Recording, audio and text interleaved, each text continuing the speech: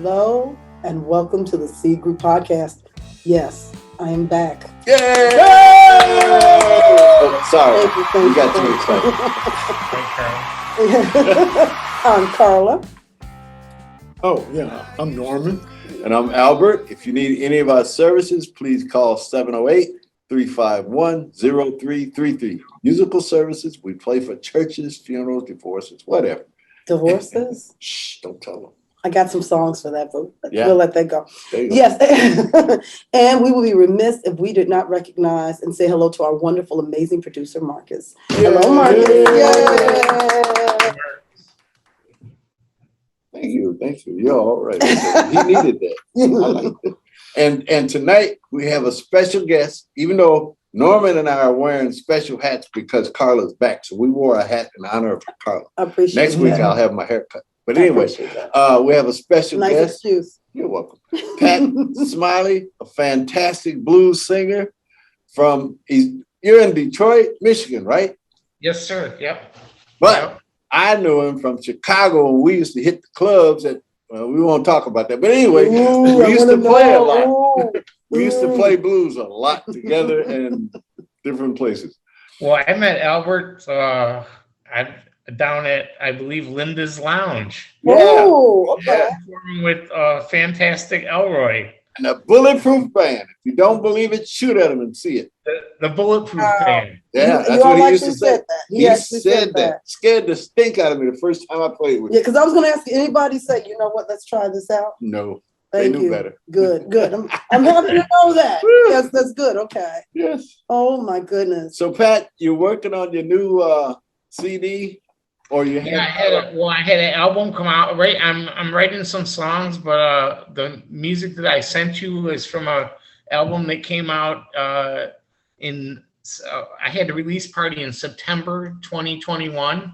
I wrote it and recorded it over the course of the pandemic. So it's a little less than a year old now. That's okay. That's okay. We're just getting back into, it's only been the past couple months really where I've been starting to do any kind of shows. Yeah. Same. Yes. Been hosting a regular Monday night thing, and Where's the Monday Night Jam at? It's at a place called the Caju Cafe. CADIEUX. It's okay. All right. And where's it located? It's on Caju Street in Detroit, just about a mile off of 94 Expressway. It's on the east side of Detroit.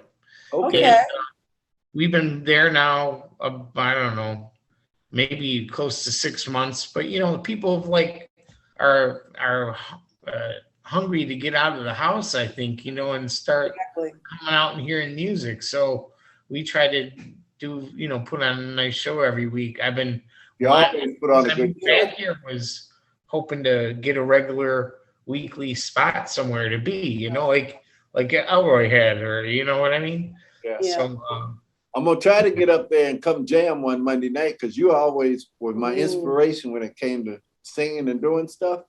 I used to laugh about it when I first saw you. I said, this man is dead serious. And I enjoyed your voice because you had a unique voice. And for blues, look out. Yeah, you always want that unique voice, that voice that you can hear it and Yeah. We're going to play the single that you sent us. We'll probably play that later on in the week for you. Okay. Yes. We'll let you know when we release it. All right, thank you. Yeah, it's so great to see you again, Albert, because I always said it has to be close to 12 years or something now. I was sick when the last time you saw me. Right after that, I got sick. And I haven't been able to play the clubs at all since then. Right. So one time after that, after I was about a year later, somebody called me for a gig and broke my heart. I said no. And when I was going to see Elroy, was the Monday that they put him in the hospital. That broke my heart because I finally wanted to see him. Yeah. That was they my told guy. me that Linda just celebrated 35 years as the proprietor down there. Yes. Yes. That's quite a milestone. You know what I mean? That's something else. Well, the beauty of Linda's, when we played at Linda's, I had played with Johnny Drummer over in Amsterdam. And I was at Linda's one night playing with Elroy, All of a sudden, this guy came up speaking. I said, "Whoa, wait a minute! I don't speak the language, whatever language. I don't speak that." And the guy, whatever it is, I don't know what you're saying. yeah, right. And what he told me was, "I remember you when you played in Amsterdam. I was in the audience, and I went, whoa, wow." So Linda had international people coming down to that spot of all places. What's that? 1044 West 51st Street. Wow. Never would have believed it. All over the place. And you made an impression. You made an impression, so that's yeah. Well, good. he understands that part. We won't talk about that. I want to find out more after all this is over. Right. But you were very, when other people were in lockdown, and like me, I was trying to see all the stuff I could make in a microwave. You were very busy. You were very, very busy working on your music. Beautiful. Well, I thought, I would finally didn't have to, because we literally couldn't go to work, right? So we were getting paid to stay home. Yeah. So I'm like, I'm getting paid to make an album. Just like I was. Is that a beautiful feeling? Started writing songs, and with my producer who has the studio, and eventually we had a handful of maybe 12 or 13 ideas, and we decided to finish up what we thought were the best 8 songs, and we used those 8 songs to make the CD. And I think part of my plan was well, now that no one's touring, right? There's nothing going on. Maybe maybe it was a miscalculation, but I thought maybe there's a chance for me to get the album, on some outlets that normally wouldn't be open to me, and I don't know. I mailed the record out to some European magazines and stuff. Oh, nice. And they reviewed it, favorably. And so I don't know. Maybe it worked. I don't know. It worked. Yeah. It worked. I have to get my copy. Yeah. So I have to. We'll talk later so I can get my copy. Where would people buy it if they wanted a copy of it? The CD's available on Amazon.com. It's on my website, patsmiley.com. You can purchase a signed autograph copy. I'll mail it to you from my website, or if you don't care about that, because I'll trade you. I'll send you mine. You send me yours. Yes, that sounds great, buddy. Your autograph copy and his autograph copy. Right. See. Does Carla sing on your recording? I wish she did, but she didn't. Okay. Trying to think who did the singing on my recording. Oh yeah, me. Yeah. So don't laugh. I loved it. Don't laugh too hard. Loved it. I did all the singing. It was wonderful. I loved it. A couple of them I actually did all the playing except for piano and drums. Nice. Hey, you remember Bob Murphy? Make music together, the 3 of you sometimes? Yeah. This is we met at church. Yes. And the choir director and piano player, she's the lead vocalist. You know me, guitar, but I play guitar and bass for church. That's how we got together. Yeah. Yeah. Very good. But I have a question though. I really want to know. You went to Loyola. Yeah. Grad program. Yeah. And somehow you got sucked into the wonderful world. Of 43rd Street. I mean, South and West Side and the blues clubs. I mean, what was the attraction? Music. We knew it was music, but I mean, just I'm going to grad school, and all of a sudden, Well, I love on the West Side, and I especially like the focus, and the South Side. There was more focus on the singers, and I was a singer. On the North Side, there were a lot of guitar players, right? And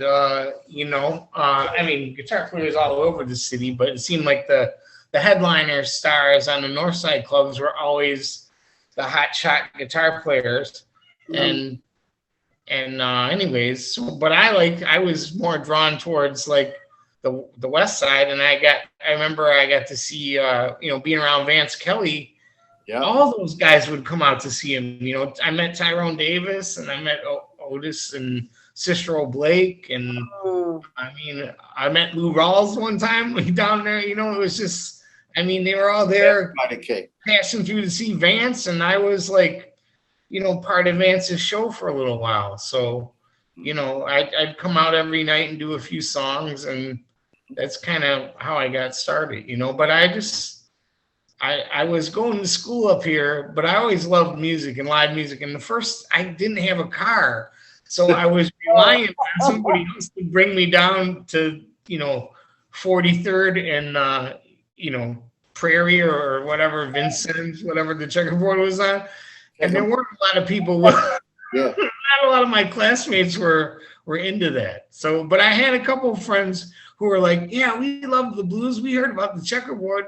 Let's go down there. And once I got in there, man, was just having such a good time. And, it was something about being the tables were only like this wide, so when you sat down at the cocktail table, you better make friends with the person sitting across from you or it's going to be a really awkward evening, Kind of like us sitting here. Yeah, right. It was exactly a lot like that. Exactly. Yeah. So, I saw Vance down at checkerboard once, and he let me sit in with him, and I got in trouble there. Really? Yeah. I played. Pat knows how I play sometimes, and I did that there. And this lady with this big old hat came up and said, "You need to come home with me." I said, "No." Okay. Yeah. Video? Do we have no video? They didn't have videos then, thank God. You know what? Thank God they didn't have videos from that. Thank you. Yes. That is right. Okay. Yeah. Well, you must have played something fierce. Okay. Oh yeah, she enjoyed how I played. It's the way I play. So initially, I was attracted. I saw bands down there like Vance Kelly. I remember seeing the Chicago Playboys with Joe, with Big James. Yeah, Big James, and Chico Banks was playing guitar for him at the time. Chico, oh Lord, I didn't know that. And they had and a couple of shows with the female vocalists they had down there with a woman named Chick Rogers, who was fantastic. I haven't talked to her. Another lady named Melvina Allen. I knew Melvina, that was my girl. Well, yeah, right. She was always kicking down. She could throw down. Yeah. Melvina was like, she had this. I seen her coming off the street singing songs with the band, and she'd make like $200-300 in tips off the people. Whoa. Make more than the whole band made playing behind her all night in 25 minutes and singing 3 songs. Yeah, it was rough. He got away. That showmanship, I was like, whoa, I gotta, so any chance I could get a ride down there. And once I got my own vehicle, I went down to the checkerboard, like, 3-4 days a week just to see the bands playing down there. So I missed that place. I missed that place a lot. I did, yeah. Oh, wow. But they tore it down. The whole building's been raised, it's just a vacant lot there. Or now they have another location, I think somewhere in that was Hyde Park. It didn't do it. It didn't work out. No, I can imagine. Yeah, not the same vibe. It's not the same vibe. It just didn't have it. It had did not have the vibe. You just couldn't really recreate it. Once it was gone, you're like, well, that I don't know. Yep. Yes, sir. Anyways, but tell us more about your new music. Yeah. So when I moved back to Detroit in 2015, I become reintegrated into the music scene here. And I met a singer, I met a songwriter and a producer and a guitarist named Josh Ford. Okay. And Josh has a studio here called the Sound Shop. And he kind of encouraged me to just come over and take a tour of the studio and see the space he was working with. And I said, man, I'd love to record. I hadn't recorded anything since about 2006 or 2007. So it had been. I have that one. It's been close to 9 or 10 years, So anyways, Josh, eventually we just stayed friends and stayed in contact. And he hired me to sing on a couple gigs, and I hired him to play bass or guitar on a couple gigs I had, and we just kind of started writing songs together, and we had a common love for rock and roll, and we had a common love for classic soul music, 60s soul music, and he'd come and move to Chicago at one point. He only stayed there about a year. He couldn't act it anymore. I stayed there for 23 years, but Josh was there for about a year and a half, and then he came back to Detroit. And anyways, so we just, started writing, and it seemed to be coming kind of easy. Like we had common musical reference points, you know what I mean? So I could say, it's kind of like this old Wilson Pickett song that goes like the horn punch, and you go, yeah.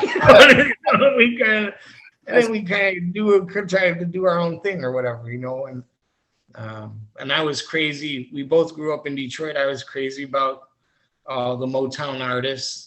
And I was crazy about the rock and roll acts that came out of town here, like Mitch Ryder and the Detroit Wheels, who had sang the old song "Devil with the Blue Dress." And I remember that one. CC Ryder, they were like a blue-eyed soul. He was like a white soul singer. Like even did a tour with Wilson Pickett one time. That would have been kind of cool. Oh, cool. Okay. But anyways, so I just loved all that old music that was older than I was, I guess. Yeah. And, well, you're doing good, and it sounds good that you're doing something. Thanks, Kay. And I love that you call yourself a one-man blues, soul, and rock and roll revival. Yeah. Oh, that was the lady who wrote that called me. I thought you called yourself that. Okay. I'm sorry. That was from a review that somebody, Albert just asked for some bio info, but that was Pat. She told the truth. She told the truth. Remember, I know you. Yeah, from what I've been hearing, she told the absolute truth. Yes. Well, thank you. Thanks. Yeah, it's been so the music's going good, and starting to do the gigs again. I got a nice band on Monday night, and I'm hoping to get back to Chicago to do a week. Last time I played there was back in December. I did 2 shows like for a weekend. I came in with my guys from Detroit, and we played at this place called the Epiphany Center of the Performing Arts. Oh yeah, in Ashland, right around Jackson, I think. Okay. It's the old Epiphany Church. Oh my God, you guys gotta get a chance. They have 4 performance spaces in there. Really? It's like a castle from like the 1800s, a church from the 1800s. It's an amazing space, and this developer, like some gazillionaire, bought it and turned it into a performance venue. Anyways, it's so cool. So we did 1 show there, and it was pretty nice, but it was hard traveling back. There was a lot of COVID restrictions. I had to make sure all the band members could prove they were vaccinated or whatever, or had a negative test, and it was a lot of headache. But I was just like, we've been holed up, not playing anywhere for so long. Let's get the heck out of Dodge. Do a weekend in Chicago, and everyone's like, all right, we're in, So that's how that worked, I guess. It felt great, didn't it? It just felt absolutely great. I did kind of feel good to finally get up on stage. I mean, we messed up a lot. There were like some rough patches, but people were just going crazy anyways, and we just felt so good. I was like, yeah, that was messed up. So what? It was still pretty good, you know what I mean? So when the overall energy is there, sometimes if somebody hits a bum note, you let it slide a little bit or whatever. The audience can be a little more forgiving. So well, they were glad. You were glad to be on stage. You all were glad to be on stage. They were glad to be there and be out, so they didn't care. Yep. Everybody had to freedom to be out. In fact, they asked us we had come and performed a set of like I think 15 originals, and that was going to be our songs. And when we got done, people were like, one more song. And I'm like, man, we don't have one more. I was like, we were like, we had been rehearsing. We just did that old Ray Charles song, What I Say. And the crowd went, they lost their minds. It was kind of hilarious. They just been cooped up very long. And when it came to the, the end of the, everyone was just, that's just kind of beautiful. I gotta say, it was kind of fun.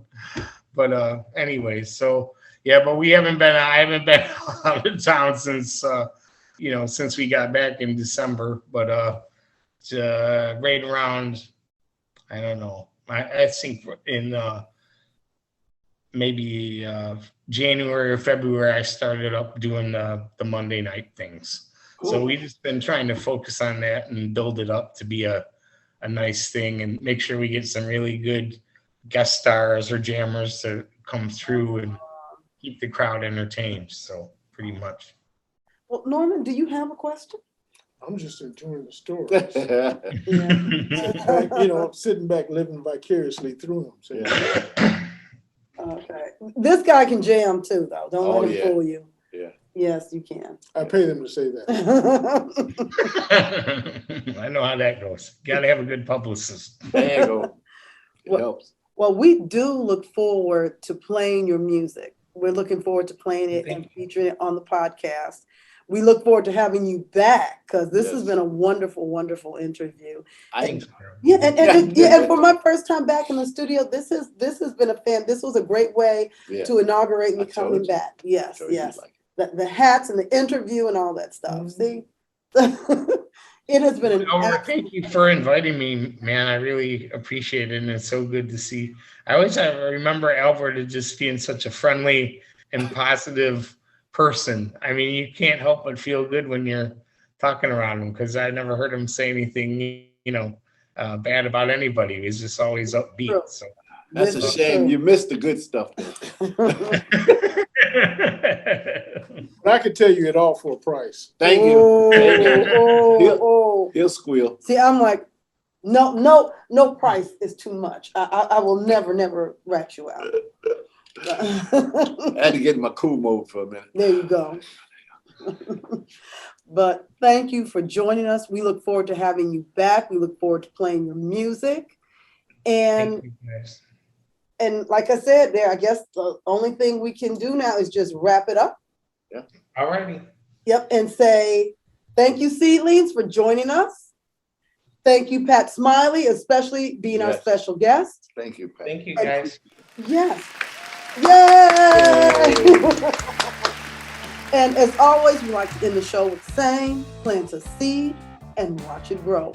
Bye-bye. Bye. Bye.